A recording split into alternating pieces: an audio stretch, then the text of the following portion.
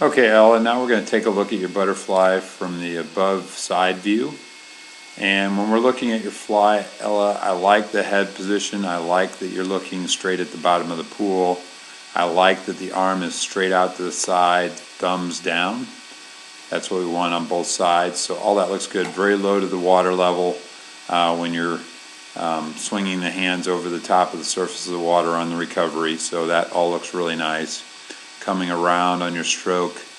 Entry is just a little early. Okay.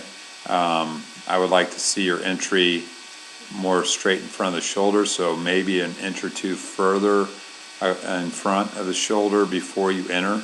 You're entering slightly wider than that, so if I draw those lines, you're just outside of that, outside of the shoulder with the entry into the water, and we want to be just right in front of the shoulder, not creating more drag than we need to, and not being wider with those hands when we start the catch. So it'll be interesting to see when we look at the underwater view from the front how wide those hands are when they start to pull. We want them a little more under the body.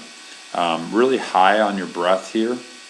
So we want to lift that head and chin forward so the chin's right here on the surface of the water, and you can see you're right up here and you're a little further back than you want to be. If you push yourself forward for that breath, the breath is going to be lower to the water, the chin's going to be on the surface of the water, and you're not going to be lifting yourself out of the water.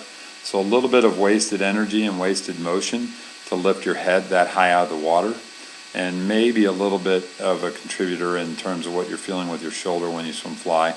We want to ride that water, not try to push ourselves out of the water.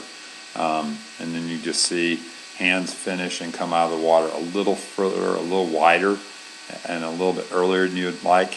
I'd like to see them finish a little closer to the hips or right next to that leg, and then lift up and be a little further back and a little bit longer as you're finishing that stroke.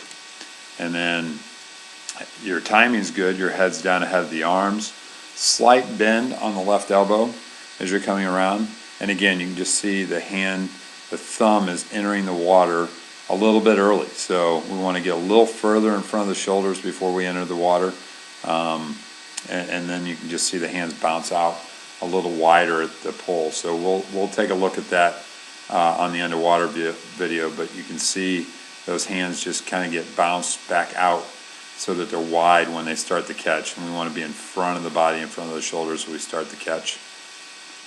Again, here with the no breath, head's very low, looking at the bottom, so head and body position on the no breath is really good, and a little bit more in front of the shoulders when you enter, but still just a little wide. Hips are up nice and well too, because your breathing's in the right time. Again, you can just see how high the head's coming out of the water. Want to push forward with that chin, not up. And then again, as we're coming into the wall for the turn, we'll take a look at that. Hit the turn, lifted the head a little early. And I'd like to see this arm, at least from the above view, I'd like to see the hand not in front of the head, but behind the head. That creates that line coming in and off the wall, straight line coming in and off that wall. It's harder to get that way if you reach out in front of the body. And then eventually you reach back behind and you get in that streamline.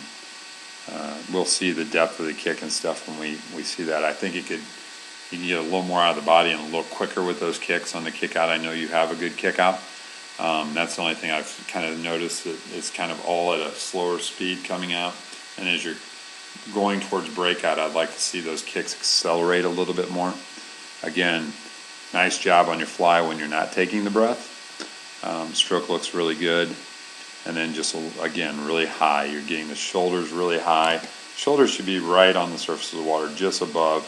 And you can see you have, 2 to 3 inches from the top of your shoulder to the surface of the water, and pushing up for that breath.